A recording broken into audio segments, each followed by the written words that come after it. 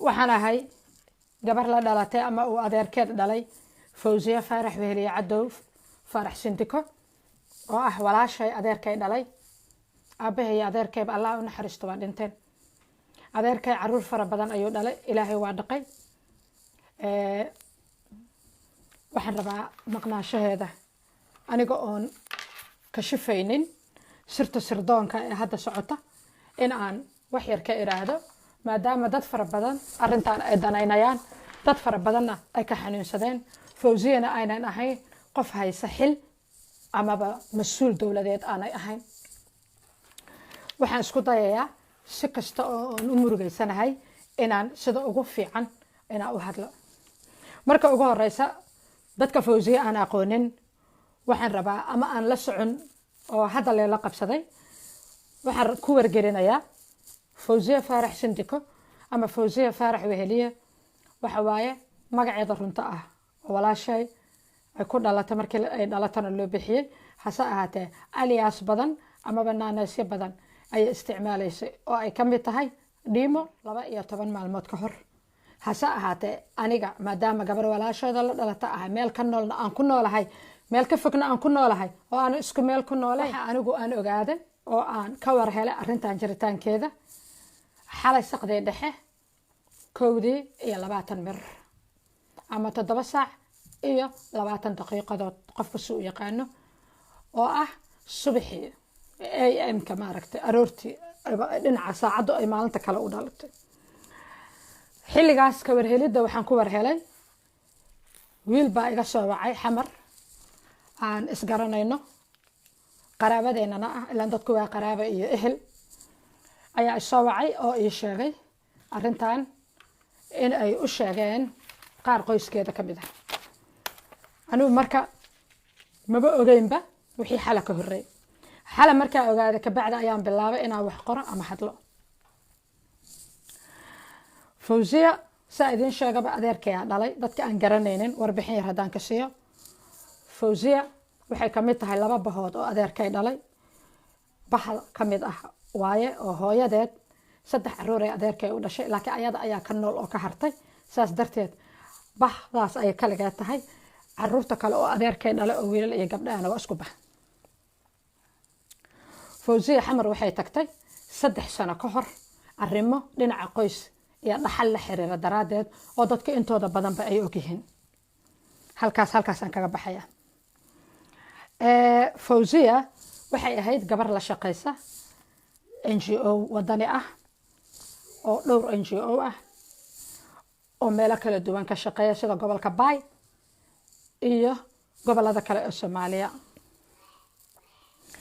dhanka hooyada Fawziya waxa kala dhashay 2 gabdhood oo la kala yiraahdo Shukri iyo Xamdi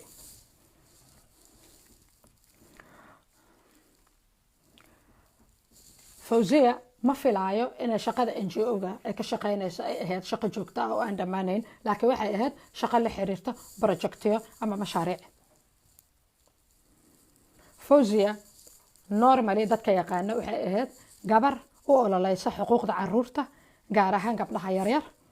xuquuqda dumarka iyo dhammaan dulmanayaasha oo ay ku jiraan rag iyo dumar iyo wiilalba Fawziya waxay Soomaaliya ku guursatay nin dumaashigeen ah hadda oo aniga magaciisa oo la soo gaabay aan u aqaano sanka xala markaan ka war helay dhowr meelood ayaa wacay dad ehel ayaan wacay oo magaalada Muqdisho jooga waxaan wacay dad dawladda Soomaaliya ku jira sidoo kale waxaan ku sheer gareeyay akhbaarteeda inay gabadha naga maqan tahay bogayga Twitter-ka iyo Facebook-ka labadaba bogay Twitter-ka 3 post aan ku qoray oo 2 Soomaali tahay midna English yahay ka Ingiriisiga aha waxa loo sheer gareeyay amaba la wadaagay safaaradda Mareykanku ay ku leedahay Nairobi safaaraddiina saaka waa soo wacday waa ila soo xiriirtay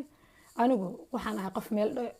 dheer ka joogto walaashay laakiin intii aan ogaa waa u sheegay maadaama ay ahayd American citizen ama ay haysatay passport iyo dhalasho Mareykan iyagana waa ku maqan yihiin saraakiil sare oo dowladda ka tirsan ayaa iyagana qaarna anigu aan la xiriiray qaarna iyagu ila soo xiriireen oo iyagana ku maqan. fawziya waa gabar dhalinyaro ah oo firfircoon, facebookna ku isticmaasha imaan cadow. waadna jeegarayn kartaan facebookeeda inta uu furan yahay. fawziya waxaa ugu dambeysay wax ay qortay oo social media ku isticmaashay 27 Febraayo saacadu markay ahayd 9:06 ama 9:06 daqiiqadood oo saacad xamar ah oo muqdisho ah xilli fiid ah oo haday guri joogtana koleyba dad la joogay. wixii xilliga ka dambeeyay fawziya lama arag, hase ahaatee isla maalinta oo 27 Febraayo 1:00 markii ay ahayd saacada muqdisho ayay waxay dadka ka ballan qaaday oo ay dadka ku xiran ayada facebookeeda ka ballan qaaday inay live soo gali doonto. hase ahaatee live-kaasi muusan suurta gelin oo waa baaqday, ma aanay soo gelin. marka wixii ka dambeeyay waxay soo qortay isla habeenkaas aan idin sheegayo 9:06 warbixin dhiilaysan oo dhiila wadata. warbixintaas oo ka hadlaysa in 3 nin ay banaanka u taagan yihiin iyo hadalkii ay isriixeen. waxaad ka akhrin kartaan fawziya bogeeda.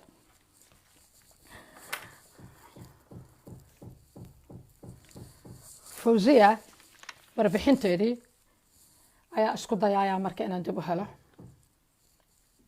waxayna sugan waa warbixintii ugu dambeeyay ay fawziya soo qortay.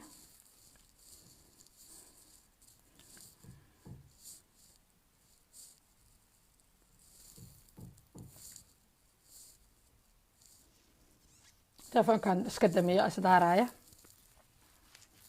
intaan wixii ka dambeeya oo warbixinay waxa waaye inaan intuu telefoonka isdaarayo waxaan rabaa inaan idin sheego fawziya waxay ku nooleed gobolka Tennessee ee magaalada Nashville ee dalka Mareykanka. waxayna la nooleed hooyadeed oo magaceedu yahay Shamsi Yuusuf. intaas waa axwaasha kore ee fawziya ayada oon luuqna ku leexan, geedna ka boodin, dhagaxna ka tallaabsan. waxaana loogu talagalay dadka aan fawziya garanaynin hadda ama aan xaalkeeda aad ula socon.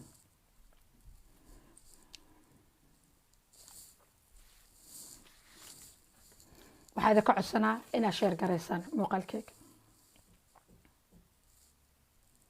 iska sheer gareeyo inta isugu caawiya.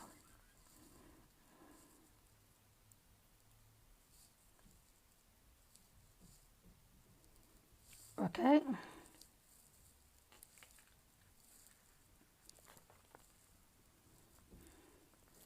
warbixintii ugu dambeeyay ay fawziya ku qorto facebookeeda ayaa aday akhrinaya. bal la arka. waxay tiri ila meerayso oo irida iyo timid caawa ogaada shardhaha. waxay qorto taariikhdii. waxay tiri 27 bisha Febraayo sanadka 2020 khamiis caawa wax yar ka hor maqribka aniga waa yaabay. qolkayga aan joogay irida waxaa loo tumay sidii askari American irid garaacaya. intii aragtaa taqaana waryaa waaye aan iri 2 mar jawaabta mid dhammaystiran ma helin. walaalle biyihii caafiga baanu doonaynaa. soo gabadhii dash macnaha warbaa sii socday ka bada. intaas buu ku ekaa waraan dhammaystir lahayn. codka markaan intaas ka maqlay hoos irida oo 2 xubin ku dhawaad ka kacsan albaabka ayaa fiiriyay. macnaha waxay ka wadaa 2 xubin ayaa albaabka iyo meesha dhulka ah oo albaabka ku yaal ayaa wuxuu dhaxeeyay. ninkii 2 dhibic macnaha ninkii baa wuxuu yiri walaalle biyaha caafiga ah hadana shib weega aamus. aniga macnaha 2 dhibcood waxaan iri bay ka wadaa aniga dukaan ima furne iridayda ka leexo. albaabkan sidii darbi la jabinayo aad u garaacaysan iga jooji. ninkii baa wuxuu yiri bay leedahay walaalle waxa weeye irida fur waan kula hadlaynaa. halkaas waxa ka muuqda ragga gabadha la hadlaa inay halka badnaayeen. anigii 2 daqiiqo hadaas anigii baa waxaan iri bay ku leedahay 2 daqiiqo hadaad sii taagnaataan waan idin jeedaaye baqtigiina baa la qaadaya. ninkii iyo 2 nin oo kale shib hadana bug macnaha albaabkiisii garaaceen. intaas markay marayso ayay tiri waan fakaray. waxaan go'aansaday in nafteyda aan difaaco. aniga waxaan ku qasbanaa waxaan aniga waxaan ku qasbanaa waan u qalab qaatay wixii aan macnaha aan ku qasbanaa markaa waan sameeyey ka wada oo waxaad qalabka isku difaaci lahaa waan qalab qaatay waana ma qashiyey ma garanayo qalabkaa wixii ka wado ninkii iyo nimankii telefoon bay ku hadlaayeen oo dad la socod siinayeen waxa next la suubin lahaa waxa macnaha xilliga markaa xiga la samayn lahaa inaan idin ogeysiiyo baan u dan leeyahay markaan dadweynihii bay la hadlaysaa inaan idin ogeysiiyo baan u dan leeyahay naftaydana haddii la iigu yimaado waa difaacana ilaa aan awoodi waayo magacaygu waa iimaan cadow waana la socodsiiyey dadka in ay ogaadaan aan u baahnaa in la iscabsiiyo oo la isbiiqsado waa intimidation ama intimidation waa kelmad af ingiriisi oo laga wada baqdin gelin waa violation of human rights waa ku xadgudub dhinaca xuquuqda aadanaha ah ya I will defend myself oo ka wado nafteyda waan difaacaya oo ingiriisi ah no joke kaftan ma aha waxay hashtag ku qabatay freedom of expression haddana another hashtag intimidation and another hashtag VAW oo aan hadaga aad u fahamsanayn wixii ay ka waday 21 qofood ayaa comment ka bixisay 30 qofoodna dadka ayay la wadaagtay 50 qofoodna waxay ka bixiyeen dareen celis sida like ooyin iyo wow intaas wixii ka horeeyay oo ka sii horeeyay boostidaas wixii ka soo horeeyay Fawziya waxay ka hadlaysay arrimaha siyaasadda ee hadda taagan ayay ka hadlaysay badanaa waxaan rabaa marka halkaa inaan baaq ka jeediyo dhinacyada ay qusayso oo dhan horta qof markuu kaa maqan yahay waxaa loo baahan yahay inaad isdejiso sidoo kale waxaa loo baahan yahay in aadan emotional noqon because baaq baa idin daraya barkay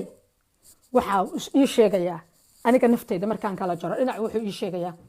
inaan idin aamino sababtu waxa ay tahay waxaa tihiin dowladdii waddanka hadda ka jirta qasab ma aha inay wada farxad geliyaan dhaqdhaqaaqeedina qasabna ma aha inaan ka wada murugooda dhaqdhaqaaqeedina sidaas la ajligeed waxaan idinku ixtiraamayaa inaad tihiin dowladdii xukunka haysay maadaama ay taas aad tihiinna waxaan idinka filayaa in gabadhaas naga maqan aad meel ku sheegi doontaan haddii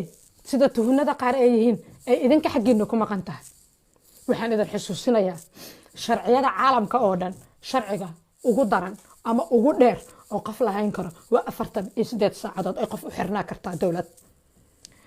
sharcigaas waa sharciyada dambiyada caadiga ah marka qofka lagu haysto waxaa jira sharci la yiraahdo terrorism law ama sharciga argagixisada kaasna qofka adduunka oo dhan ilaa iyo Mareykan hadii la soo yimaado waxa lahayn karaa 72 saacadood ayaa qofku xabsi ku jiri karaa intaas wixii ka dambeeya qofka ama waa inaad sii dayso ama waa inaad dambigaad ku hesho ku judge garayso oo aad ka xayso oo maxkamadda ku geyso ku hel ama ku waa oo maxkamaddu markaa go'aan ka gaadho labadaasba hadda ma haysano gabadhana 12 maalmood ay sii maqan tahay qaar qoyskeeda kamid ah waa ogaayeen in 12 maalmood sii maqan tahay because qofka aniga isoo wacay qof kale oo qoyskeeda kamid ah u sheegay inay gabadha maqan tahay anna ma ogeyn aniga ii sheegay aniga markuu ii sheegay ani hadalaa bilaabay sababtu waxay tahay marka dhibaato dhacdo qof walba mas'uuliyada gooni u saaran maaha inaad tira hebel baa qaban doona iyo hebel baa saan yeeli doona maaha inaad tira Fawziya waa ila dhalatay iska daayo qof kasta oo dulmana oo aan ogaado waa u hadlayaa aniga okay haddii marka gabadhii idinku maqan tahay idinka xageena jirto 12 maalmood af maahe waa in aad maxkamad hor keentaan dacwana ku qaadaan haddaad ku heshaan sharciga marisaan haddaad ku weydaan aad sidaysaan laakiin wixii inta ka dhaxeeya ma aha dhaqan dowladeed waa untuhun waxaygu ee ma aha wax cad oo idinku haaya ma jiro oo saraakiishiina ma wacdeen aniga haddii aan idinku hubo inay gabadha xageena jirto shabaab waa awood jirtaa tihiin oo waddanka ka jirta jacayl gaar aniga idinma qabo taageerana idinma ihi sababa idinkugu noqdana ma leh u malayn maayo inaad gabadhaas walaasheeya ee idinka wax idinka halaysay uma malaynayo odaygeeda sanka ayaan rabaa inaan asagana la hadlo oo halkan kala hadlo sababtu waxa ay tahay telefoonkiisa aniga waa iga qaban waaye maadaama uu telefoonkiisa iga qaban waaye markii hore oo aan dhowr jeer wacana oo u ekaa wax telefoonka uu dansan yahay saaka markii telefoonkii la shidana uu iska dhacayo leega qabanay kii gabadhana aan leega qabanay waxaan ku qasbanahay marka isagoo aniga xigta ila ah oo macnaha xidid ila ah oo gabadh naga qaba inaan social media u mariyo hadalkayga because hadalkaygan social media waa ka weyn yahay hadalkaygan waxa u dhigmaa war saxaafadeed odageeda waxaan leeyahay sanka ma huba magacaaga kale bad waxa umaleyn anuu Cabdiqaadir yahay hadda ka hor walaashay hal mar ay ka bartay hal mar aan kula hadlay marka hadduu Cabdiqaadir sanka yahay haddaan qaldaba waxaan hubaa naanaystaada sanka inay tahay sanka hadalla fara badan oo iskhilaafsan ayaa dhinacaaga ka soo baxaya dadkii saraakiisha oo kula xiriiray qaar waxaad leedahay gabadhii xamar ay jirta ana Baydhabo jooga qaar waxaad leedahay gabadhii Nairobi ay jirta ana Baydhabo jooga qaar waxaad leedahay gabadhii Baydhabo jirta waan isla joognaa ana kula hadalsi doono hadalladaadaas cabsi ka keentaya iyo wax kale ka keenayaaba anagu waxaanu nahay dad walwalsan oo gabadhi ka maqan tahay mana nasanayno ilaa aan gabadheena helno nolol iyo geeri waxa walaalo macaane ka codsanaya marka hadalkaagu inuu dhinac isugu duunaado oo aad kala cadayso waxaad haddaad haysataa jaaniska waa gabadha qof cid walba raadanayso haddaad jaaniska haysataa fadlan waxaan nahay xidid ila soo xidhid waan dareensanahay xaaladaha amniga iyo cabsida Soomaaliya ka jiri kara ilaa iyo hadda waxaan kugu tuunsanahay adiga ma jiraan laakiin hadallada kala duwan ma wanaagsana